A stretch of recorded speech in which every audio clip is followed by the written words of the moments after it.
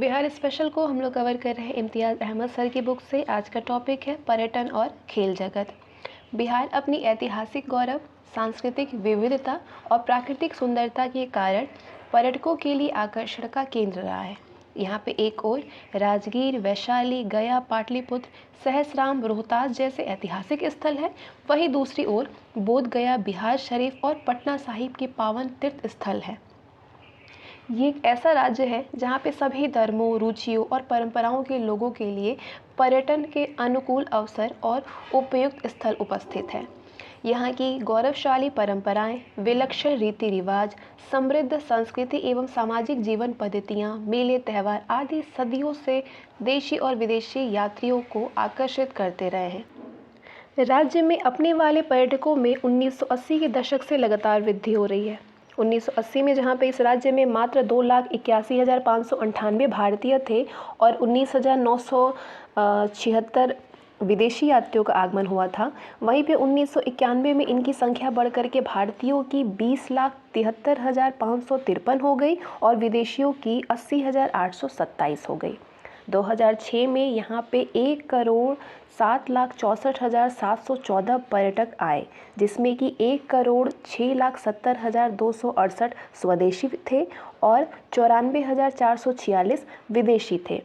2008 में पर्यटकों की संख्या 1.22 करोड़ थी, जिसमें कि देशी 118.90 लाख और विदेशी 3.46 लाख पर्यटक थे। देश के कुछ अन्य राज्यों की भांति इस राज्य में भी अभी हाल तक पर्यटन आय का स्रोत नहीं समझा जाता था, लेकिन अब इसे सरकार द्वारा उपयुक्त मान्यता दी जाने लगी है। राज्य की आमदनी और यहाँ के निवासियों के रहन सहन के स्तर में वृद्धि करने वाले एक महत्वपूर्ण कारक के रूप में इसकी भूमिका को स्वीकार किया जाने लगा है। पर्यटन को सरकार द्वारा 1987 में एक उद्योग के रूप में मान्यता भी दी जा चुकी है और इस क्षेत्र के समुचित विकास के लिए 7वीं पंचवर्षीय योजना अवधि में 958 लाख रुपए के व्यय का प्रावधान किया गया था। Bihar state tourism development corporation का गठन करके राज्य सरकार ने पर्यटन उद्योग को बढ़ावा देने का विशेष उपाय किया है। राज्य के अनेक महत्वपूर्ण पर्यटक स्थलों के विकास एवं प्रचार के निमित्त विभिन्न कार्य संपन्न भी किए गए हैं। सैलानियों को आकर्षित करने और राज्य के पर्यटन स्थलों के संबंध में उपयुक्त जानकारियां उपलब्ध करने के उद्देश्य से राज्य एवं राज्य के बाहर कई पर्यटन सूचना केंद्र संचालित किए गए हैं और आगंतुक मेहमानों को आवासीय सुविधा उपलब्ध कराने के लिए पर्यटक होटल, पर्यटक बंगला, कैफ़े हाउस आदि राज्य पर्यटन विकास निगम द्वारा संचालित किए जा रहे हैं। पर्यटकों को परिवहन की सुविधा उपलब्ध कराने के लिए निगम द्वारा कई डिलक्स बसें, मिनी बसें और कारें भी चलाई जा रही हैं। जापानी सरकार राज्य के बौद्ध स्थलों के विकास के लिए आर्थिक सहायता भी दे रही है और इसके माध्यम से कुछ वृहद योजनाओं का क्रियान्वयन भी हुआ है। राज्य सरकार पर्यटकों को उत्तम आवासीय सुविधा उपलब्ध कराने के लिए विभिन्न स्थलों पर होटल का विकास और जल विहार द्वारा उनके मनोरंजन के लिए पटना की गंगा नदी में आवश्यक प्रबंध भी कर रही है। समय समय पर पाटलिपुत्र, राजगीर, वैशाली आदि महत्वपूर्ण स्थानों पर विशेष उत्सवों एवं त्योहारों का आयोजन, छठ पर्व के अवसर पर पटना में एवं सोनपुर मेले के अवसर पर सोनपुर में पर्यटक ग्रामों की स्थापना भी की जा रही है। वर्तमान राज्य सरकार ने पर्यटन विकास को प्रभावित करने वाले कारकों की पहचान के लिए बिहार दृष्टि पर्यटन क्षमता का उपयोग एक मध्यावधि परिप्रेक्ष्य हेतु एक संचालन समिति गठित करने का निर्णय किया है। बिहार दृष्टि पर्यटन क्षमता का उपयोग एक मध्यावधि परिप्रेक्ष्य। ये दस्तावेज पर्यटन विकास के लिए एक समेकित दृष्टिकोण भी सूत्रबद्ध करेगा और पर्यटन उद्योग के विकास के लिए दिए गए प्रोत्साहनों की समीक्षा भी करेगा। गत वर्ष भारत सरकार ने बोध गया, राजगीर, नालंदा पर्यटन सर्किट के विकास के लिए 1,833 लाख रुपए की वित्तीय सहायता मंजूर की है। राज्य में पर्यटन हेतु योजना परिव्यय में लगातार वृद्धि की जा रही है। 2006 में राज्य में मान्यता प्राप्त होटल, मोटल एवं विश्राम गृहों की संख्या 70 और मान्यता प्राप्त ट्रैवल एजेंसी की संख्या 80 थी। तो राज्य के प्रमुख पर्यटन स्थल हैं। अब सभी स्थल के बारे में एक एक करके हम जानेंगे विस्तार पूर्वक। सबसे पहले पटना की बात करते हैं तो आधुनिक पटना की स्थापना 16वीं सदी में शेरशाह सूरी ने प्राचीन कालीन पाटलिपुत्र नगरी के स्थल पर की। गंगा, सोन, गंडक और पुनपुन नदियों के बीच बसा ये शहर विश्व के प्राचीनतम शहरों में एक है, जिसका 2500 वर्षों का गौरवशाली इतिहास रहा है। इतिहास के लंबे काल में इसे पाटलिपुत्र, पाटलीग्राम, कुसुमपुर, पुष्पपुर, अजीमाबाद आदि नामों से पुकारा गया। प्राचीन पाटलिपुत्र की स्थापना मगध के राजा अजातशत्रु ने ईसा से 500 वर्ष पूर्व की थी। वह 4वीं तथा 3वीं शताब्दी ईसा पूर्व में लगभग पूरे उत्तर भारत पर मगध का वर्चस्व बना रहा। आज भी इसके प्राचीन अवशेष कुम्हरार स्थित पुरातत्व स्थल में देखे जा सकते हैं। 16वीं शताब्दी में कुछ समय के लिए यहाँ शेरशाह सूरी के नेतृत्व में पठानों का बोलबाला रहा। इसी शहर में 1666 में सिखों के 10वें गुरु श्री गोविंद सिंह का जन्म हुआ, जिसकी याद में तख्त श्री हरमंदिर की स्थापना हुई, जो कि सिखों के 4 मुख्य तीर्थ स्थलों में एक है। 18वीं सदी में असीमुशान, जो कि मुगल बादशाह औरंगजेब का पोता था, असीमुशान ये बिहार का प्रांतपति बना। उसने पटना का नाम बदल करके अजीमाबाद रखा। पटना में अनेक दर्शनीय स्थल हैं। इनमें कुछ का विवरण इस प्रकार है। प्राचीन पाटलिपुत्र के अवशेष कुम्हरार में बिखरे पड़े हैं। ये स्थान दक्षिणी पटना में पटना जंक्शन रेलवे स्टेशन से लगभग 7 किलोमीटर दूर स्थित है। 1813, 1912 से 15 में और 1951 से 55 के बीच में पुरातत्व खुदाई में यहाँ अनेक अवशेष मिले हैं। मौर्यकालीन राज्य प्रासाद के एक विशाल कक्ष के अवशेष मिले हैं। कुषाण और गुप्त काल के भी अवशेष यहाँ पे मिले हैं। ऐसा प्रतीत होता है कि 600 ईसा पूर्व से 600 ईस्वी तक यहाँ पे निरंतर संपन्न आबादी रही है। इससे लगभग 2 किलोमीटर पूर्व में स्थित अगम कुआं है। लोक श्रुति के अनुसार मौर्य सम्राट अशोक ने एक छत्र राज करने की लालच में अपने 99 भाइयों की हत्या कर उनके शव इस कुएं में मिटा दिए थे। इसका ऐतिहासिक साक्ष्य कुछ नहीं है। यहाँ पर शीतला देवी का मंदिर भी स्थित है। इसका जीर्णोद्धार और सौंदर्यीकरण हाल के वर्षों में हुआ है। मध्यकालीन पटना के मुख्य अवशेष नगर के पूर्वी भाग में स्थित हैं। पटना साहिब रेलवे स्टेशन के लगभग 2 किलोमीटर पश्चिमोत्तर में धवलपुरा में शेरशाह की बनाई हुई मस्जिद है। चौक थाना के निकट उत्तर की ओर सैफ खां की बनाई हुई मस्जिद और मदरसे के अवशेष हैं। ये फारसी शिक्षा का सुप्रसिद्ध केंद्र रहा था। इसके दक्षिण में कुछ ही दूर पर तख्त श्री हरि मंदिर है, जो कि गुरु गोविंद सिंह का जन्मस्थल है। गुरुद्वारा की वर्तमान इमारत 1957 के लगभग बनी है। इसमें जयपुर, मकराना और जोधपुर के सुंदर सफ़ेद संगमरमर का उपयोग हुआ है।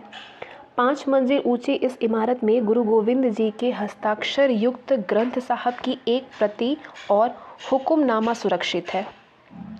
गुरुद्वारा से 3 किलोमीटर पश्चिम में शहर का सबसे पुराना ईसाई गिरजाघर है, जो कि 1772 के लगभग बना था। इसी के कुछ आगे ईसाइयों का कब्रिस्तान है, जहां उन अंग्रेज अधिकारियों की कब्रें और उन पर बना स्मारक स्तंभ है। ऑबेलिस्क है, जो कि बक्सर की लड़ाई के पूर्व नवाब मीर कासिम के फ्रांसीसी सेना नायक सोमरू के आदेश पर मार डाले गए थे। मध्यकालीन पटना की अंतिम सीमा पश्चिम दरवाजे में स्थित है। मध्य पटना में स्थित खुदा बख्श लाइब्रेरी राष्ट्रीय महत्व के केंद्र हैं, जहाँ पे इस्लामी शिक्षा, मध्य एशियाई एवं मध्यकालीन भारतीय इतिहास से संबंधित असंख्य दुर्लभ पांडुलिपियाँ और चित्रकला के उत्कृष्ट नमूने सुरक्षित हैं। वो पुस्तकला विदेशों से आने वाले विद्वानों और पर्यटकों के लिए आकर्षण का विशेष केंद्र है। पश्चिमी पटना में गांधी मैदान से पश्चिम में कुछ दूरी पर गोलघर स्थित है। ये एक विशाल गुंबदाकार गोदाम, जिसे कि 1786 में कैप्टन गार्जेस्टर ने ब्रिटिश सेना के लिए अनाज भंडारण के वास्ते निर्माण कराया था। इसके शिखर तक जाने वाली दो वर्तुलाकार सीढ़ियां हैं। कैसे सीढ़ियां हैं? वर्तुलाकार सीढ़ियाँ हैं। गोल घर के ऊपर से शहर का एक विहंगम दृश्य देखा जा सकता है। इससे कुछ और पश्चिम में गंगा नदी के किनारे देश के पहले राष्ट्रपति डॉक्टर राजेंद्र प्रसाद की समाधि स्थित है। समाधि से दक्षिण की ओर लगभग 1.5 किलोमीटर की दूरी पर पटना संग्रहालय स्थित है। संग्रहालय की इमारत परवर्ती मुगल निर्माण शैली का सुंदर नमूना है। यहाँ विश्व प्रसिद्ध दीदारगंज यक्षी की प्रतिमा के साथ में मौर्य काल से पाल काल तक के प्राचीन अवशेष सुरक्षित हैं। यहाँ का विशेष आकर्षण एक जीवाश्म वृक्ष है, फॉसिल ट्री, जो कि 20 लाख वर्ष पुराना है। मुगल चित्रकला तथा पटना कलम के अनेक सुंदर नमूने भी यहाँ पे सुरक्षित हैं। इससे कुछ ही दूर पर पटना का तारामंडल है, प्लानिटेरियम, जहाँ पे GM2 स्वचालित स्टार प्रोजेक्ट की सहायता से विश्व के किसी भी शहर या फिर अक्षांश के ग्रह नक्षत्रों के दृश्य आसानी से दर्शकों को दिखाए जा सकते हैं। पटना सचिवालय के पूर्वीय द्वार के सामने शहीद स्मारक स्थित है, जो कि 1942 के भारत छोड़ो आंदोलन में शहीद हुए 7 छात्रों की स्मृति में बनाया गया है। इसी स्थान से कुछ दूर संजय गांधी जैविक उद्यान स्थित है। यहाँ पे विभिन्न किस्म के जानवरों और पक्षियों को प्राकृतिक वातावरण में रखा जाता है। दुर्लभ वनस्पतियों के भी कुछ नमूने यहाँ पे उपलब्ध हैं। हाल के वर्षों में यहाँ तक सुंदर मत्स्यशाला का भी निर्माण हुआ था। मत्स्यशाला का पटना की पश्चिमी सीमा पर सदाकत आश्रम स्थित है, जो कि बिहार प्रदेश कांग्रेस समिति का प्रधान कार्यालय है। इस आश्रम की स्थापना सुप्रसिद्ध राष्ट्रवादी मौलाना मजहरुल हक ने असहयोग आंदोलन के समय में किया था। यहाँ बिहार विद्यापीठ का भी गठन हुआ है। अवकाश प्राप्ति के बाद डॉक्टर राजेंद्र प्रसाद ने यही निवास ग्रहण किया था। पटना के बाद आते हैं मनेर पे।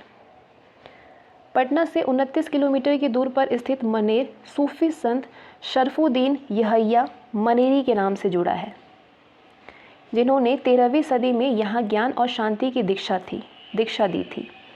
संत यहया मनेरी के मज़ार पर वार्षिक उर्स पर आज भी हजारों हिंदू मुसलमानों अपनी श्रद्धा पेश करते हैं। इस मकबरे के पास ही इनके शिष्य एवं वंशज शाह दौलत का भी भव्य मकबरा है, जिसे छोटी दरगाह कहा जाता है। वैशाली। भगवान बुद्ध ने वैशाली में अनेकों बार अपना प्रवचन दिया था और उसी की स्मृति में अशोक ने सिंह स्तंभ की स्थापना की थी। ये बिहार की राजधानी से 55 किलोमीटर दूर उत्तर बिहार में स्थित है। 383 ईस्वी में यहाँ बौद्ध धर्म प्रचारकों का द्वितीय सम्मेलन हुआ था। वैशाली में ही 540 ईसा पूर्व में भगवान महावीर का जन्म हुआ। 6ठी शताब्दी ईसा पूर्व में ये लिच्छवियों की कर्मभूमि भी थी, जिन्होंने यहाँ पे विश्व का प्रथम गणतंत्र स्थापित किया। वैशाली में अशोक की लाड जैन मंदिर, बुद्ध स्तूप, राजा विशाल की गढ़ही आदि दर्शनीय स्थल हैं। सोनपुर। वैशाली से कुछ दूर गंगा नदी के तट पर सोनपुर बसा है, जहाँ पे प्रत्येक वर्ष विश्व प्रसिद्ध हरिहर मेला लगता है। ये भारत का सबसे बड़ा पशु मेला है, जो कि कार्तिक माह में अक्टूबर-नवंबर में आयोजित किया जाता है। सोनपुर हिंदुओं का तीर्थ स्थल भी है, जहाँ पे लाखों श्रद्धालु दूर दूर से आते हैं। गया। पटना से 92 किलोमीटर दक्षिण में फाल्गु नदी के किनारे बसा गया शहर बिहार का प्राचीन नगर है। यहाँ पे विष्णुपद मंदिर हिंदुओं का पूज्य तीर्थ स्थल है, जिसका नवनिर्माण इंदौर की रानी अहिल्याबाई ने कराया था। इस मंदिर के प्रांगण में अक्षयवट वृक्ष है, जहाँ पर तीर्थयात्री पिंडदान अर्पित करते हैं तथा फाल्गु नदी में स्नान कर पूर्वजों के मोक्ष की प्रार्थना करते हैं। गया के निकट ब्रह्मयोनी पहाड़ी स्थित है, जहाँ से शहर का नैनाभिराम दृश्य देखा जा सकता है। इसी के निकट रामशिला पहाड़ी है, जो कि प्रमुख पिकनिक स्पॉट है। गया से 25 किलोमीटर दूर बराबर गुफाएं हैं, जहाँ पे मौर्यकालीन स्थापत्य के कुछ आरंभिक उदाहरण हैं। इस स्थान की चर्चा सुप्रसिद्ध अंग्रेज उपन्यासकार E.M. फोस्टा ने पैसेज ऑफ इंडिया में किया है। गया से 20 किलोमीटर की दूरी पर प्रसिद्ध सूर्य मंदिर है, जहाँ पे प्रत्येक वर्ष नवंबर माह में छठ पूजा संपन्न होती है। गया से 40 किलोमीटर की दूरी पर बराबर गुफाएं हैं। बौद्ध भिक्षुओं द्वारा पत्थर काटकर इस गुफा का निर्माण 3री सदी में किया गया था। गया की पत्थर काटने की कला भारत भर में प्रसिद्ध है। आज भी पत्थर कट्टी मोहल्ले में पत्थर से मूर्ति एवं अन्य वस्तुओं का काम होता है। बोध गया। ईसा से 500 वर्ष पूर्व बोध गया में ही भगवान बुद्ध को वट वृक्ष के नीचे ज्ञान प्राप्त हुआ था। ये गया से 15 किलोमीटर की दूरी पर निरंजन नदी के किनारे बसा छोटा सा कस्बा है। आज ये विश्व के सभी बौद्ध धर्मावलंबियों का प्रधान तीर्थ स्थल बन गया है। महाबोधि मंदिर के प्रांगण में आज भी मूल वट वृक्ष से उगा वृक्ष उसी स्थल के समीप खड़ा काल चक्र के उतार चढ़ाव का साक्षी है। इसके ही समीप रत्ना घाट में भगवान बुद्ध ने ध्यान में समय बिताया। आज इसके आसपास तिब्बती मठ हैं जहाँ पे बौद्ध धर्म चक्र निरंतर चलता रहता है। पास ही में जापान, वर्मा, चीन और थाईलैंड एवं श्रीलंका द्वारा निर्मित भव्य मंदिर है। यहाँ बिहार में सबसे अधिक विदेशी पर्यटक आते हैं। नालंदा विश्व का प्राचीन ज्ञान केंद्र है। ये पटना से 90 किलोमीटर की दूरी पर स्थित है। इसकी स्थापना 5वीं सदी में की गई थी और चीनी भ्रमक एवं इतिहासज्ञ युआन च्वांग ने यहाँ पे 12 साल तक छात्र एवं शिक्षक के रूप में व्यतीत किए। यहाँ स्थापित विश्वविद्यालय में तर्कशास्त्र के पंडित दीनानाग, ब्राह्मण गुरु धर्मपाल, बौद्ध प्रचारक महायान ने शिक्षण का कार्य किया था। यहाँ पे 700 वर्षों तक लगातार शिक्षा एवं दीक्षा का कार्य हुआ था और 10,000 छात्र और 200 शिक्षक यहाँ पे वास करते थे। हर्षवर्धन तथा कुमारगुप्त ने इस नगरी को विकसित करने में मुख्य भूमिका निभाई। नालंदा के पतन पाल और सेन वंश के पारस्परिक संघर्ष के कारण प्रारंभ हो गया। नालंदा में 1951 में एक भव्य संग्रहालय का निर्माण भी किया गया है। नालंदा स्थित नव नालंदा महाविहार राज्य में पाली स्नातकोत्तर शोध का मुख्य संस्थान है। बिहार शरीफ। नालंदा के पास ही बिहार शरीफ में मखदूम साहिब के दरगाह पर वार्षिक उर्स का आयोजन राष्ट्रीय एकता एवं बेहतरीन उदाहरण है, जिसमें कि सभी धर्मावलंबी भाग लेते हैं। इस नगरी में मलिक इब्राहिम बयां का मकबरा भी है। राजगीर। प्राचीन काल में राजगीर को राजगृह कहते थे। ये हिंदू, बौद्ध एवं जैन धर्मों का पूज्य तीर्थ स्थल है। यहाँ पे भगवान बुद्ध के महापरिनिर्वाण के पश्चात सप्तपर्णी गुफाओं में बुद्ध परिषद की बैठक हुई थी। यहीं पास के गृद्धकुट पर्वत पर भगवान बुद्ध ने मौर्य राजा बिंबिसार को बौद्ध धर्म की दीक्षा दी थी।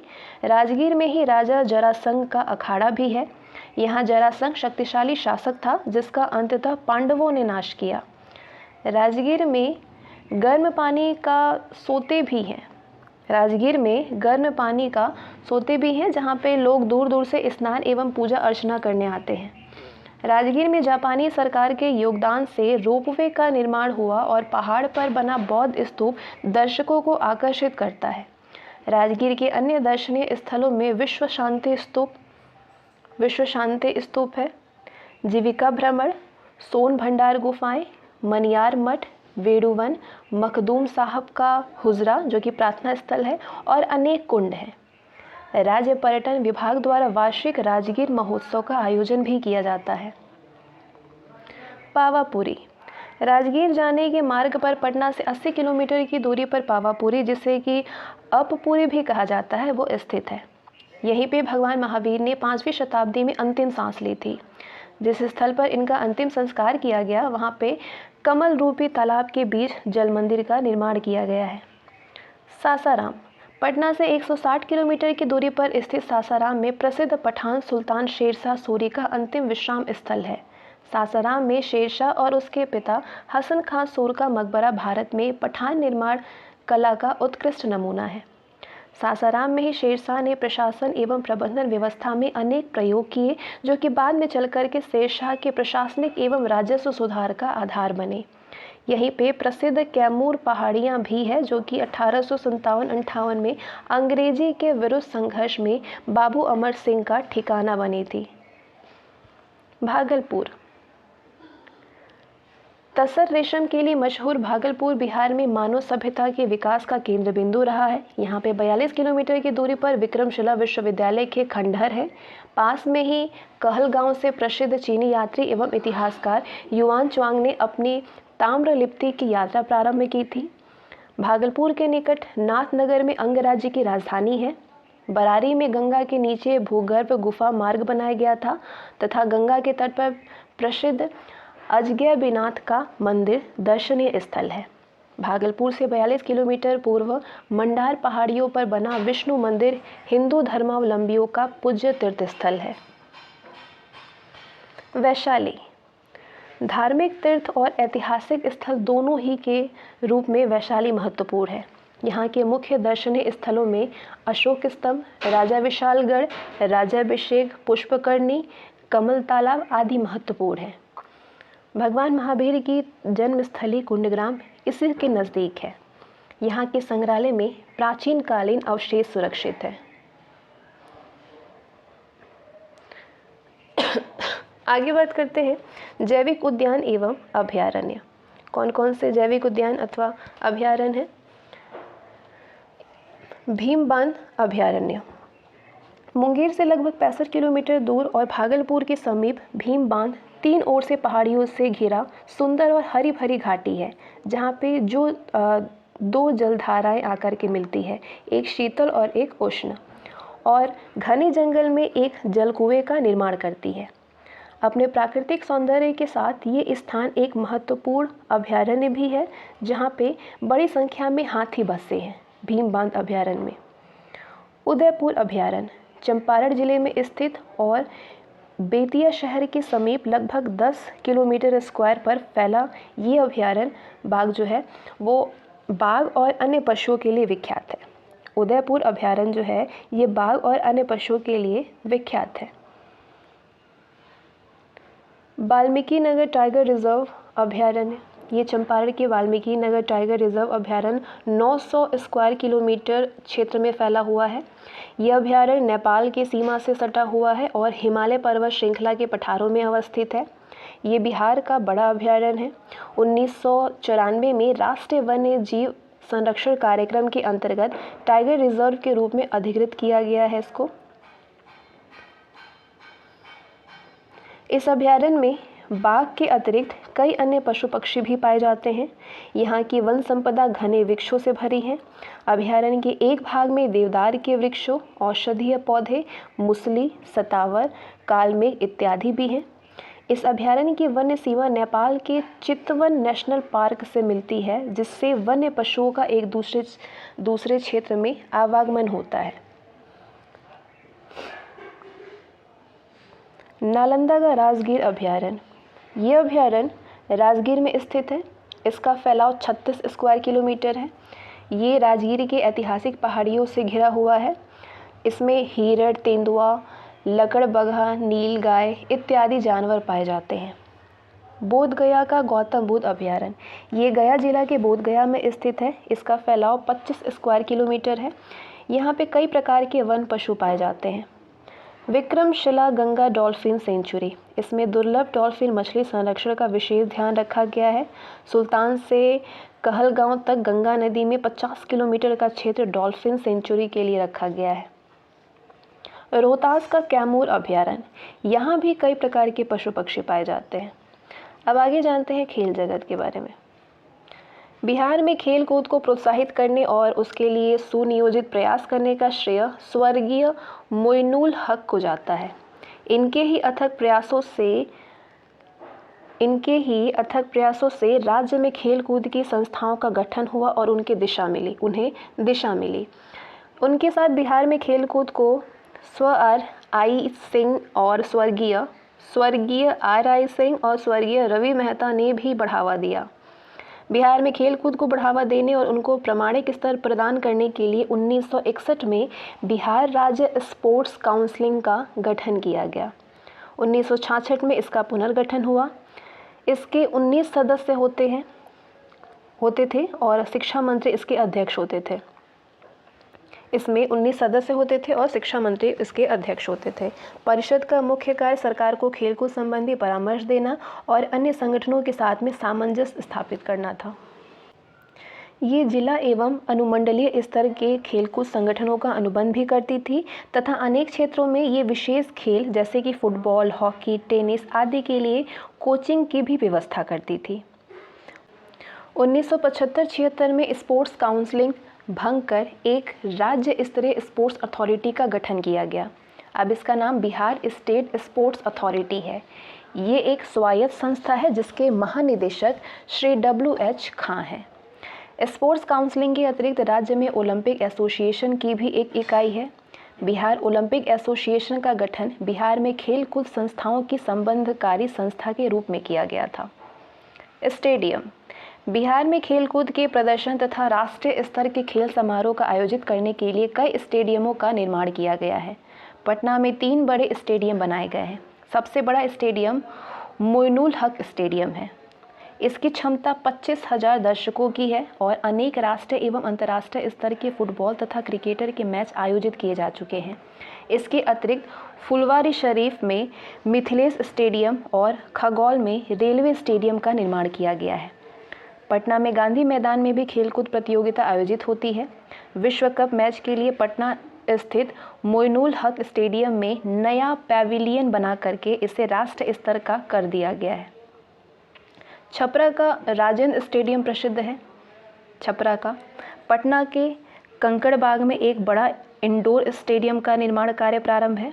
जिला स्तरीय खेल कूद के लिए प्राय प्रत्येक जिले में स्टेडियम की स्थापना की गई है।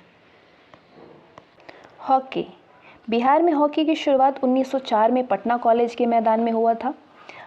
1928 में संपन्न एम्स्टर्डम ओलंपिक में भारत ने पहली बार हॉकी प्रतियोगिता में भाग लिया और गोल्ड मेडल जीता। विजयी टीम के कप्तान बिहार के जयपाल सिंह थे।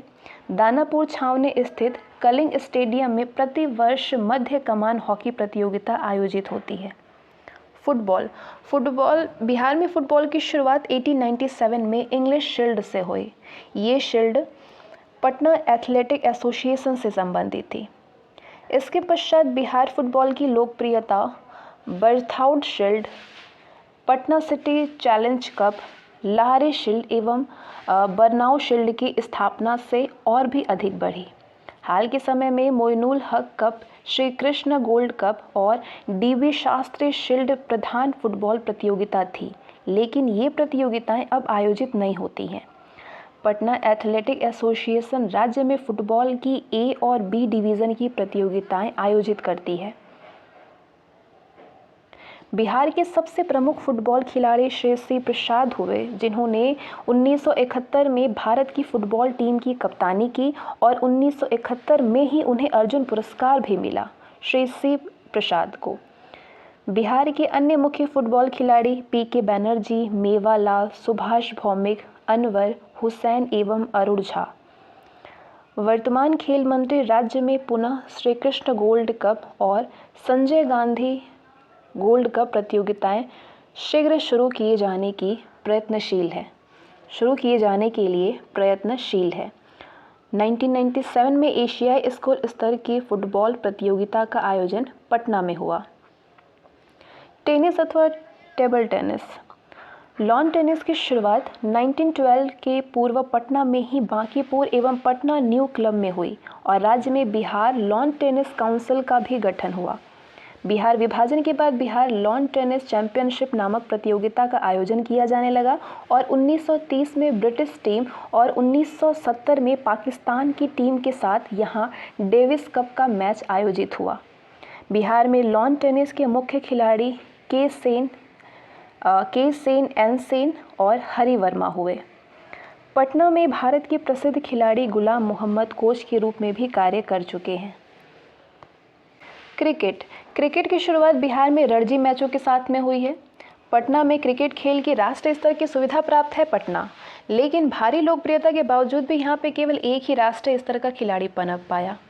सबा करीम भारत की टीम में शामिल किए गए थे। राष्ट्रीय स्तर के अन्य खिलाड़ी हैं रमेश सक्सेना और रणधीर सिंह। 1996 में विश्व कप श्रृंखला में जिम्बाब्वे केनिया के बीच खेले जाने वाले मैच का आयोजन पटना स्थित मोइनुल हक स्टेडियम में हुआ था। अन्य खेलों की बात करें तो बिहार में श्रीमती सरोजनी गोगटे अखिल भारतीय महिला बैडमिंटन चैंपियनशिप रही। राष्ट्रीय ख्याति प्राप्त तैराक एवं अर्जुन पुरस्कार विजेता बुला चौधरी टाटा में कार्यरत हैं और श्री शिवनाथ सिंह, जो कि बिहार के मूल निवासी हैं, ने सेना खेलकूद प्रतियोगिता में प्रतिनिधित्व किया। पद्मश्री और अर्जुन पुरस्कार से सम्मानित गीता गुत्शी का जन्म भी बिहार के पटना जिले में हुआ था। वी काशी ने राष्ट्रीय स्तर पर शतरंज में अच्छा प्रदर्शन किया। महिला तीरंदाज पूर्णिमा महतो ने बिहार का नाम रोशन किया। पूर्णिमा महतो बेसबॉल और बास्केटबॉल की भी नींव बिहार में पड़ चुकी है। बिहार के श्री शंकरन बास्केटबॉल के जाने माने खिलाड़ी हैं। बिहार में राष्ट्रीय स्तर के रेफरी एवं अंपायर भी हुए हैं।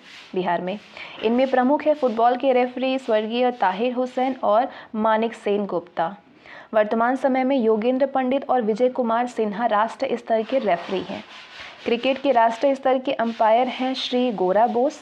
बिहार के श्री एजाज हुसैन 1993 में केन्या का दौरा करने वाली भारतीय हॉकी टीम और 19 वर्ष से कम आयु की बहरैन का दौरा करने वाली फुटबॉल टीम के मैनेजर थे। इसके अतिरिक्त सलील दास, SV रमड़ी, KB राव राष्ट्रीय स्तर के क्रिकेट अंपायर कर चुके हैं।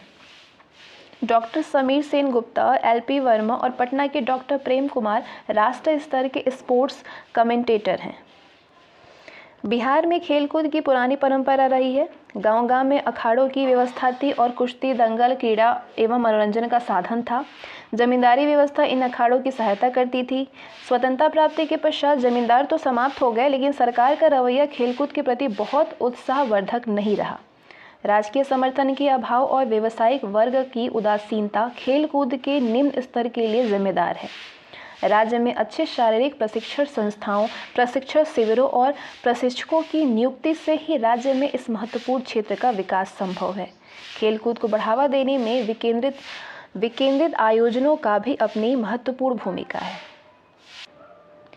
बिहार के कुछ अन्य राष्ट्रीय स्तर के खिलाड़ियों की ये लिस्ट है, कौन किस खेल से संबंधित है। अरविंद पत्रा धावक है। रतन कुमार बसाक भारोत्तोलन से संबंधित है। ओमपाल सिंह लंबी कूद से संबंधित है। इंद्रजीत सिंह भारोत्तोलन से संबंधित है। अजमेर सिंह डिस्कस थ्रो से संबंधित है। एहसान अहमद और अजय तिवारी बेसबॉल खिलाड़ी हैं। बलविंदर सिंह शॉट फुट से संबंधित है।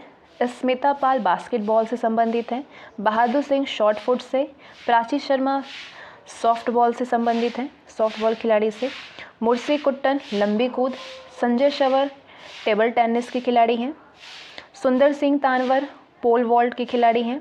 सुशील टोपनो हॉकी खिलाड़ी हैं। अमिताभ राय धावक हैं। विश्वासी भिंगड़ा हॉकी खिलाड़ी हैं। शिवनाथ सिंह मैराथन से संबंधित हैं।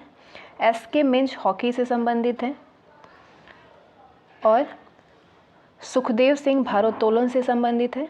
SK मिंज हॉकी से संबंधित है। अब आते हैं खनिज संपदा में। बिहार के खनिज संपदा को अच्छे से हम समझेंगे। अविभाजित बिहार खनिज बाहुल्यता के दृष्टिकोण से भारत का एक महत्वपूर्ण खनिज संपन्न राज्य था। इस राज्य में प्रचुर मात्रा में धात्विक और अधात्विक खनिज उपलब्ध थे, जो कि स्वतंत्रता से पहले बिहार के औद्योगिकीकरण का कारण बना था। बिहार विभाजन के पश्चात अधिकांश महत्वपूर्ण खनिज और खनन क्षेत्र उत्तराखंड राज्य में चला गया, लेकिन शेष बिहार में आज भी खनिज संपदा का एक महत्वपूर्ण अंश विद्यमान है। यदि इस प्राकृतिक साधन का विवेकपूर्ण विदोहन किया जाए तो ये शेष बिहार के विकास और राजस्व का एक महत्वपूर्ण स्रोत बन जाएगा। शेष बिहार में प्राचीन भारत का मगध और वैशाली जैसा ऐतिहासिक क्षेत्र अवस्थित है, जहाँ पे खनन आधारित उत्पादन के विकास के प्रचुर प्रमाण हैं। प्रारंभ में इस क्षेत्र में उपलब्ध शोरा जैसे खनिज तत्वों के कारण ही विदेशी व्यावसायिक शक्तियां आकर्षित हुई। गंगा नदी की अविरल धारा आज के बिहार के दो भागों में विभाजित करती हैं। आज के बिहार को दो भागों में विभाजित करती हैं गंगा नदी की अविरल धारा। भूतात्विक दृष्टिकोण से गंगा के उत्तरी क्षेत्र से हिमालय की तराई तक अति उपजाऊ भूमि है। गंगा के दक्षिणी क्षेत्र से लेकर के झारखंड राज्य के उत्तरी पठारी क्षेत्र तक भूमि अलुवियल है, ठीक है, अलुवियल है और क्वाटरनी शैली से बनी है। मध्य और दक्षिणी पूर्व क्षेत्र में आर्कियन युग के शैल गया, नवादा, नालंदा, मुंगेर, जमुई, भागलपुर और बांका जिलों में पाए जाते हैं। राज्य के दक्षिण पश्चिम भागों में विंध्यन शैल समूह मिलते हैं। भौगोलिक परिस्थिति के कारण इन्हीं जिलों में अनेकों प्रकार की खनिज संपदा छिपी हुई है। ये संपदा पूर्व में झारखंड क्षेत्र में खनिज की बहुलता के कारण नज़रअंदाज कर दी जाती है, लेकिन अब इसका महत्व राज्य में उत्पादन विस्तार और राजस्व संग्रहण के कारण बढ़ गया है। जमुई जिला के सोनू प्रखंड के करमटिया, रानी पहाड़ी, बदमारिया, मरही पहाड़ी, दपचारी गांवों को राज्य भूगर्भ सर्वेक्षण विभाग ने 1992-93 में सोना के खनन के लिए चिन्हित किया था। इस संबंध में भारतीय भूगर्भ सर्वेक्षण विभाग यानी SSI से संपुष्टि प्राप्त होने पर ही खनन कार्य प्रारंभ किया जा सकेगा। GSI ने बथानी वोल्केनो सेडिमेंट के कबूतरा और नाकिया पहाड़ में भी सोना के खनिज की उपलब्धि की पुष्टि की है। इसके अतिरिक्त GSI ने रोहतास के विंध्यास रेंज कोलैमोरेट में हीरा, मुंगेर के खड़गपुर में ग्रस्टजाइट, सिलिका और बॉक्साइट, औरंगाबाद जिले के धनरास चकबंधा में कॉपर, टीन और टंगस्टन तथा जमुई जिला के माजोस प्रखंड में मैनीटाइट के भंडार का पता चला है। कैमूर रोहतास क्षेत्र में पायराइट का विशाल भंडार स्थित है। अमझोर के दक्षिण 1255 SQ पर क्यू किलोमीटर और 50 मीटर मोटा कार्बोनेशियस ब्लैक शेल का पता चला है। यहाँ पे पायरंट खनिज की उपस्थिति 1 मीटर होती है, जिसमें कि 40% तक सल्फर उपस्थित है। ये खनिज का है, पोट्रोजोइक एज का है और इसका इस्तेमाल 16वीं-17वीं शताब्दी में अग्निशस्त्र प्रज्वलित करने, लोहा एवं सल्फेट निकालने में होता था। हल्के पीले रंग के होने के कारण इसे फ्रॉल्स गोल्ड भी कहा जाता है। वर्तमान में इस खनिज का इस्तेमाल कागज उद्योग, sulphuric acid, semiconductor, radio receiver के लिए, खनिज डिटेक्टर और कम लागत के फोटोवोल्टेज सामग्री और अन्य खनिज के मिश्रण से सौंदर्य गहने बनाने के लिए भी किया जाता है। राज्य के विभाजन के पश्चात प्रमुख खनिज उत्पाद जैसे कि कोयला, बॉक्साइट, क्वार्नाइट, अभ्रक, तांबा, अयस्क, ग्रेफाइट इत्यादि का भंडार अब झारखंड राज्य में चला गया है। फिर भी शेष बिहार में अनेक मूल्यवान खनिज उपलब्ध है, जिनके विदोहन के लिए एक प्रभावशाली नीति और पर्याप्त निवेश की आवश्यकता होगी। शेष बिहार में प्रधान रूप से चूना पत्थर, पायराइट, चीनी मिट्टी, क्वार्ट्ज फेल्सपार, सोना, स्लेट, सजावटी ग्रेफाइट और शोरा प्रचुर मात्रा में उपलब्ध है। शेष बिहार राज्य देश में पायराइट का एकमात्र उत्पादक क्षेत्र है। यहाँ सोना का भी बड़ा भंडार विद्यमान है। बिहार में उपलब्ध खनिजों को 3 भागों में बांटा जा सकता है।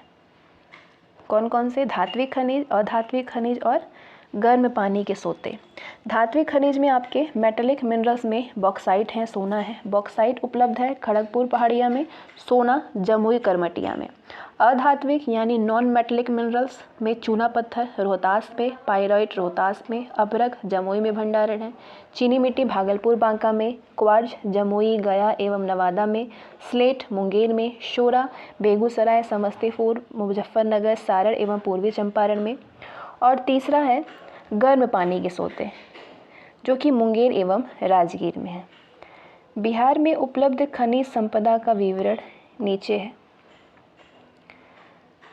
खनिज संपदा में पायराइट की बात करेंगे तो बिहार आज भी देश का सबसे महत्वपूर्ण पायराइट उत्पादक राज्य है। राज्य में पायराइट का उत्पादन रोहतास जिले में होता है। वर्तमान में इसका भंडारण 52 मिलियन टन आंका गया है। पायराइट का उपयोग मुख्यतः उर्वरक उद्योग के लिए किया जाता है। राज्य में इस खनिज संपदा के पूर्ण विदोहन के उद्देश्य से रोहतास में अमझोर नामक स्थान पर pyrite phosphate and chemical limited यानी PPCL की स्थापना केंद्रीय सार्वजनिक उपक्रम के रूप में की गई है। यहाँ पे इस खनिज के प्रयोग से उर्वरक का उत्पादन किया जाता है। चूना पत्थर, लाइमस्टोन। चूना पत्थर सीमेंट उद्योग का प्रमुख कच्चा माल है। बिहार के पश्चिम भाग में फैला विंध्यन शैल समूह बालू, काष्ठ और चूना पत्थर का महत्वपूर्ण भंडार स्रोत है। सबसे बड़ा चूना पत्थर का भंडार रोहतास जिला में स्थित है। ध्यान रखिएगा, रोहतास जिला में चूना पत्थर का कुल भंडार 210.85 मिलियन टन आंका गया है। रोहतास जिला में उपलब्ध चूना पत्थर पर आधारित इसी क्षेत्र में सीमेंट के 2 बड़े कारखाने स्थित हैं। रोहतास जिला में चूना पत्थर मुख्य रूप से सोन घाटी के पश्चिम में और कैमूर की पहाड़ी में मिलता है। इसका मुख्य उत्खनन केंद्र रोहतास जिला का रोहतासगढ़, चूनाहट्टन, डेहरी ओनसोन, बंजारी आदि स्थान हैं। बंजारी और डेहरी ओनसोन में पुराना सीमेंट कारखाना भी स्थापित है। अब बात करेंगे माइका यानी अभ्रक के बारे में। विश्व का सबसे उच्च कोटि का रूबी अभ्रक उत्पादन करने वाला क्षेत्र बिहार और झारखंड राज्य के 4640 वर्ग किलोमीटर में फैला हुआ है। ये क्षेत्र 145 किलोमीटर लंबी और 32 किलोमीटर चौड़ी पट्टी में स्थित है, जो कि बिहार के नवादा जिला से शुरू होकर के झारखंड के गिरिडीह जिला तक फैली हुई है। संयुक्त बिहार का 15% अभ्रक केवल नवादा जिला की खदानों में प्राप्त होता है। नवादा जिला की खदानों से प्राप्त होता है 15% अभ्रक। वर्तमान बिहार राज्य में जमुई जिला के चकाई बटिया एवं चरका पत्थर और नवादा जिला के अधिकतर क्षेत्र से देश के मशहूर माइका पट्टी माइका बेल्ट के प्रमुख क्षेत्र स्थित हैं। विद्युत रोधन के अद्भुत गुण और ऊष्मा प्रतिरोधी क्षमता के कारण इस खनिज की अधिकतर खपत विद्युत उपकरण उद्योग में होती है। गया जिला के बिजौर, विष्णुपुर आदि स्थानों में भी अभ्रक के भंडार मिले हैं। अब विद्युत उपकरणों में अभ्रक के कम इस्तेमाल के कारण इस खनिज की मांग अंतर्राष्ट्रीय बाजार में बहुत हद तक घट गई है। फिर भी इसके वैकल्पिक प्रयोग में वृद्धि की बड़ी संभावनाएं हैं। सोना। बिहार के जमुई जिला के करमटिया क्षेत्र में सोना के भंडार का पता चला है। अब तक की खोज के आधार पर इस क्षेत्र में स्वर्ण अयस्क का भंडार 128.88 मिलियन टन आंका गया है, जिसमें कि 0.167 ग्राम पर टन स्वर्ण धातु पाए जाने की संभावना है। इसके अतिरिक्त पश्चिमी चंपारण जिला के वाल्मीकि नगर क्षेत्र में प्लेसर स्वर्ण की उपलब्धता भी प्रमाणित हुई है। यहाँ पे 0.1 ग्राम से लेकर के 0.6 ग्राम प्रति टन सोना प्राप्त होने की संभावना है। सोने का ये नया भंडार और दक्षिण भारत में उपलब्ध भंडार में भारी कमी के कारण बिहार के इन जिलों में स्वर्ण विदोहन में नए निवेश की ज़रूरत बहुत बढ़ गई है। चीनी मिट्टी, चीनी क्ले। चीनी मिट्टी एक महत्वपूर्ण औद्योगिक खनिज है। बिहार में चीनी मिट्टी के निक्षेप भागलपुर, बांका और मुंगेर जिला के समुखिया, लेतवा, बरन, कटोरिया आदि स्थानों में पाए जाते हैं। वर्तमान में इसका भंडार 1.20 मिलियन टन आंका गया है। गहन अन्वेषण किए जाने पर और नए भंडारों का पता चल सकता है। चीनी मिट्टी का मुख्य उपयोग चीनी मिट्टी के बर्तन और विद्युत प्रतिरोधी सामान बनाने में किया जाता है। क्वार्ट्ज एवं फेल्सपार। क्वार्ट्ज का मुख्य उपयोग इस्पात उद्योग के धमन पट्टी, कांच, विद्युत एवं इलेक्ट्रॉनिक उद्योग में उपकरण बनाने के लिए किया जाता है। बिहार में इस खनिज की भंडार की खोज जमुई, गया और नवादा जिले में भूतात्विक अन्वेषण के द्वारा किया गया है। फेल्सपार का इस्तेमाल बर्तनों में एनामेल करने, विद्युत रोधी उपकरण बनाने, कृत्रिम दांत बनाने में किया जाता है। फेल्सपार का उपयोग कुछ क्षारीय फेल्सपार अपनी चमक और वर्ण विलास के कारण उत्पन्न, जैसे सनस्टोन, मूनस्टोन, एमेजॉन स्टोन आदि के रूप में व्यवहार में लाए जाते हैं। क्वार्ट्जाइट। मुंगेर जिला के खड़गपुर पहाड़ियों और जमुई जिला के जमुई चकाई क्षेत्र के पर्वत श्रृंखलाओं में क्वार्ट्जाइट की असीम भंडार है। क्वार्ट्जाइट का ये खनिज जमालपुर में भी बड़ी मात्रा में उपलब्ध है। इस खनिज का प्रयोग मुख्य रूप से भवन निर्माण सामग्री के रूप में किया जाता है। औद्योगिक प्रयोग में क्वार्ट्जाइट तापरोधी के रूप में व्यवहार में लाया जाता है। बॉक्साइट खनिज के निक्षेप मुंगेर जिला के खड़गपुर पहाड़ियों में उपलब्ध है। भूतात्विक अन्वेषण से ये पता चला है कि इस क्षेत्र में लगभग 1.5 मिलियन टन बॉक्साइट का भंडार है, जो कि उच्च कोटि का है। अविभाजित बिहार के प्रमुख बॉक्साइट क्षेत्र के झारखंड में चले जाने के बाद मुंगेर जिला अब बॉक्साइट का महत्वपूर्ण उत्पादक बन गया है। स्लेट पत्थर सजावटी और औद्योगिक प्रयोग में लाया जाता है। भूतात्विक अन्वेषण द्वारा खड़गपुर पहाड़ी क्षेत्रों में 2.53 मिलियन टन स्लेट का भंडार आकलित किया गया है। मुंगेर जिला के खड़गपुर पहाड़ियों में अवस्थित काला एवं रंगीन स्लेट का भंडार प्राचीन काल से ही मशहूर है। जमालपुर के धरहरा, कजरा आदि क्षेत्रों में भी स्लेट के निक्षेप मिले हैं। राज्य में स्लेट खनन एवं प्रोसेसिंग राजस्व एवं रोजगार का एक अच्छा साधन भी है।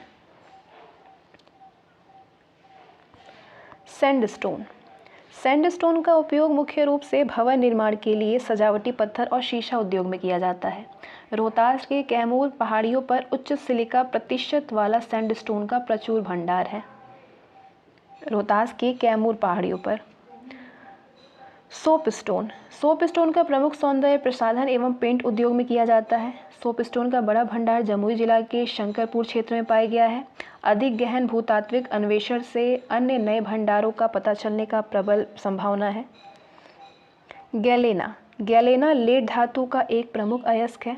राज्य में इस खनिज के बड़े निक्षेप बांका जिले के अबरखा क्षेत्र में मिलने की पुष्टि की गई है। अबरखा में इस खनिज का आणविक संयंत्र निर्माण, पेंट और अन्य रसायन उद्योग में किया जाता है। शालपेट्रा यानी शोरा। बिहार प्राचीन काल में ही शोरा का महत्वपूर्ण उत्पादक क्षेत्र रहा है। ईस्ट इंडिया कंपनी ने इस रसायन के निर्यात की शुरुआत की थी। बिहार का शोरा मुख्यतः विस्फोटक, अन्य रासायनिक पदार्थ, उर्वरक इत्यादि के निर्माण के लिए किया जाता है। शोरा के अनेक महत्वपूर्ण निक्षेप बेगूसराय, समस्तीपुर, सारण, मुजफ्फरपुर और पूर्वी चंपारण में स्थित है। कीमती एवं अर्धकीमती पत्थर यानी precious and semi precious stones. Bihar में कीमती एवं अर्धकीमती पत्थर के भंडार मुख्य रूप से बांका जिला के कटोरिया क्षेत्र और जमुई जिला के चरका पत्थर क्षेत्रों में पाए गए हैं। इनका व्यावसायिक विदोहन अभी भी पूरी तरीके से प्रारंभ नहीं हुआ है। इन पत्थरों का प्रयोग मुख्य रूप से आभूषण और धार्मिक पद्धतियों में किया जाता है। सजावटी ग्रेनाइट यानी ऑर्नामेंटल ग्रेनाइट। बिहार में काला एवं रंगीन सजावटी ग्रेनाइट के महत्वपूर्ण निक्षेप भागलपुर, बांका, मुंगेर और नवादा जिलों में उपलब्ध है। इसके अतिरिक्त ग्रेनाइट के अन्य भंडार को प्रमाणित किए जाने की संभावना इस राज्य में विद्यमान है।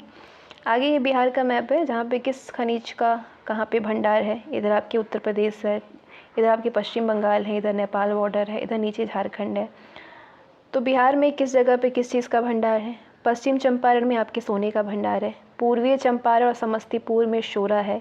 इधर पटना में जाते हैं तो ये ग्रेनाइट अभ्रक है।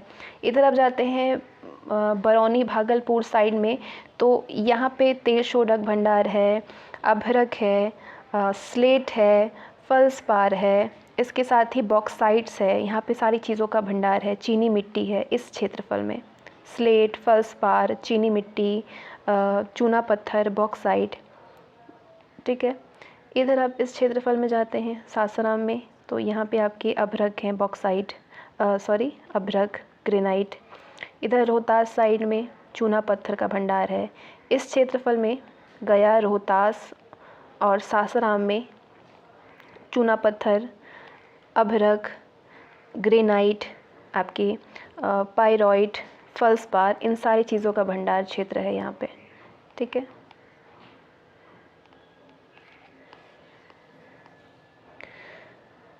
पेट्रोलियम एंड गैसेस, खनिज तेल एवं गैस। राज्य के पूर्वोत्तर क्षेत्र के खनिज तेल और गैस के भंडार होने की संभावना है। पूर्णिया एवं कटिहार जिलों में गहन भूतात्विक अन्वेषण से इस भंडार का सही आकलन लगाने की बात चल रही है। ये अन्वेषण अभी प्रारंभिक दौर में है, लेकिन इस क्षेत्र का भौगोलिक स्वरूप यहाँ पे बड़े व्यावसायिक भंडार होने की ओर संकेत करते हैं। आगे खनिज विकास नीति क्या है। पूर्व में उत्तरी एवं मध्य बिहार में खनिज संपदा के विकास एवं विदोहन पर विशेष ध्यान नहीं दिया गया है। अब चूंकि राज्य के लगभग सभी प्रमुख खनिज झारखंड राज्य में रह गए हैं, अतः शेष बिहार में राजस्व एवं रोजगार बढ़ाने के उद्देश्य से यहाँ पे उपलब्ध सभी प्रकार के खनिज का उपयुक्त विकास करना आवश्यक हो गया है। इस कार्य के लिए आवश्यक है कि केंद्र सरकार और उसकी GSI, ONGC जैसी एजेंसियां और राज्य सरकार से उचित तालमेल और सामंजस्य स्थापित किया जाए। रोहतास जिले में चूना पत्थर का बड़ा भंडार और मंगर एवं बांका में स्लेट और ग्रेनाइट के अधिकांश भंडार वन क्षेत्र के अंतर्गत स्थित है, जहां पे व्यवसायिक ढंग से खनन की मनाही है। इन स्थानों को केंद्र सरकार की अनुमति से ही वन क्षेत्र से मुक्त करा करके खनन कार्य किया जा सकता है। इसी तरह से केंद्रीय अभिकरणों के पास में उपलब्ध उच्च तकनीक और ज्ञान के बिना नए खनिज जैसे सोना, पेट्रोलियम और गैस के भंडारों का अन्वेषण और विदोहन कार्य संभव नहीं है। उपलब्ध खनिज संपदा के समुचित विदोहन में निवेश की आवश्यकता की पूर्ति निजी भागीदारी से की जा सकती है, लेकिन ये आवश्यक है कि विदोहन कार्य में स्थानीय पर्यावरण की संरचना में कोई भी नकारात्मक प्रभाव ना पड़े। वर्तमान राज्य सरकार के अधीनस्थ छोटे और सीमांत खनिज का खनन पट्टा पद्धति से होता है। रोहतास जिला में अकेले 4185.76 एकड़ क्षेत्र पर 20 पट्टा दिया गया है। इस तरीके से 1600 एकड़ क्षेत्र में पाइराइट खनन का पट्टा दिया गया है। जमुई में 177.11 एकड़ क्षेत्र में क्वार्ट्ज फेल्सपार के 3 मुख्य पट्टे हैं, जबकि मुंगेर में क्रमशः 23.90 और 184.47 एकड़ भूमि पर सोपस्टोन और सिलिका सैंड का पट्टा दिया गया है। मुंगेर में ही 22 एकड़ क्षेत्र में स्लेट का खनन होता है। नवादा जिला में 65.95 एकड़ क्षेत्र में अभ्रक का पट्टा दिया गया है। राज्य में भागलपुर, मुंगेर, रोहतास, गया, शेखपुरा, जहानाबाद, नालंदा, बेतिया, बांका और जमुई जिलों में कुल 750 एकड़ क्षेत्र में पत्थर की खानें हैं, जिसके उत्पाद का प्रयोग मुख्य रूप से भवन निर्माण, पथ निर्माण आदि कार्यों में होता है। विभिन्न खनिजों से राज्य को कुल 2768.78 लाख रुपए का राजस्व प्राप्त होता है। राजस्व की दृष्टि से सबसे अधिक रोहतास में, उसके बाद भागलपुर में राशि आप देख सकते हैं, भोजपुर में, फिर पटना में, गया में, औरंगाबाद, फिर लखीसराय, नालंदा में, मुंगेर आदि उल्लेखनीय है। बिहार में खनिज संपदा 2001-2 का आंकड़ा, अभी तक ये डेटाज थे। चूना पत्थर किस जिलावार में इसका प्राप्त स्थान है? रोहतास में। रोहतास के जादूनाथपुर जिला में, बंजारी में, नवाडी, कनकपुर, जारादा, काडूडार, पीपराडी, इन सारे जिलों पे प्राप्त स्थान है चूना पत्थर। कितने मिलियन टन भंडारण है? 210.85 मिलियन टन इसका भंडार है। पाइराइट का 52 मिलियन टन भंडार है रोहतास के आमझौर में। अभ्रक अनुपलब्ध है, कितना मिलियन टन भंडार है वो अनुपलब्ध है। कहाँ पे, कौन से जिला है? गया के दिबौर, विशुनपुर, भलुआरी कला, मझौली, जमुई मुंगेर का चकाई, बिजसा, महेसरी, नावडी और नवादा में अभ्रक है। चीनी मिट्टी का प्राप्त स्थल है भागलपुर के कसरी, पत्थरघाटा, लेहवाबरन, समुखिया, झरना, हरनकारी, बांका के कटोरिया। 1.20 मिलियन टन भंडार है चीनी मिट्टी का यहाँ पे। सोपस्टोन अनुपलब्ध है जमुई, शकरपुर में। बॉक्साइट मुंगेर के खड़गपुर की पहाड़ियाँ, खपरा, मेरा, डाढ़ी, दैंता और सारंग में। कितने मिलियन टन भंडार है? 1.5 मिलियन टन बॉक्साइट का भंडार है। स्लेट एवं फिलाइट मुंगेर, खड़गपुर की पहाड़ियों, धरहा में 4.7 मिलियन घन मीटर टन की इसकी वो भंडारण है। क्वार्ट्ज जमुई में 10.83 मिलियन टन। क्वार्ट्जाइट मुंगेर के खड़गपुर की पहाड़ियों, जमालपुर, जमुई में, सोनो चकाई में, गया के रामशिला, प्रेतशिला पहाड़ियों में अनुपलब्ध है। कितने मिलियन टन है वो अनुपलब्ध है। सजावटी पत्थर बांका के अभ्रक, कधार, झिलसी, जामदान में, भागलपुर के श्याम बाजार में, मुंगेर के खड़गपुरा की पहाड़ियों में है। 3.13। शोरा पूर्वीय चंपारण के मेहसी, पीपरा, पचरुखा में, सारण के सरैया, भगवान बाजार, मांझी और छाता में, बेगूसराय के मझौली, भोजा और बरियारपुर में प्राप्त है। मुजफ्फरपुर के साहेब जंखियापुर में है और समस्तीपुर, चंदसुरारी, नाजिरपुर, किशनपुर, तमका में प्राप्त स्थल है शोरा। सोना जमुई में, जमुई के करमटिया में, पश्चिम चंपारण में और वाल्मीकि नगर में। यस्क 128.81 मिलियन टन है। स्वर्ण इसमें 0.17 ग्राम पर टन है अयस्क। फेल्सपार का प्राप्त है किस जिले में? गया के गुरुपाक झंडी में और जमुई में है। 3.02 मिलियन टन, जो कि रिफैक्ट्री ग्रेड में है। पेट्रोलियम और प्राकृतिक गैस पूर्णिया, कटिहार और सीमावर्ती क्षेत्र में है, समीपवर्ती क्षेत्र में, पूर्णिया, कटिहार एवं समीपवर्ती क्षेत्र में है पेट्रोलियम एवं प्राकृतिक गैस। कितने भंडार है वो अनुपलब्ध है। ये खनन विभाग, ये स्रोत यहाँ से लिया गया है। इसके साथ ही आज का सेशन और बिहार स्पेशल के हम लोग खनिज संपदा के बारे में अच्छे समझ चुके हैं। पर्यटन स्थल के बारे में, खेल कूद के बारे में बिल्कुल अच्छे से विस्तार पूर्वक हमने इसमें समझा। आगे हम बाकी भी टॉपिक को कवर करेंगे।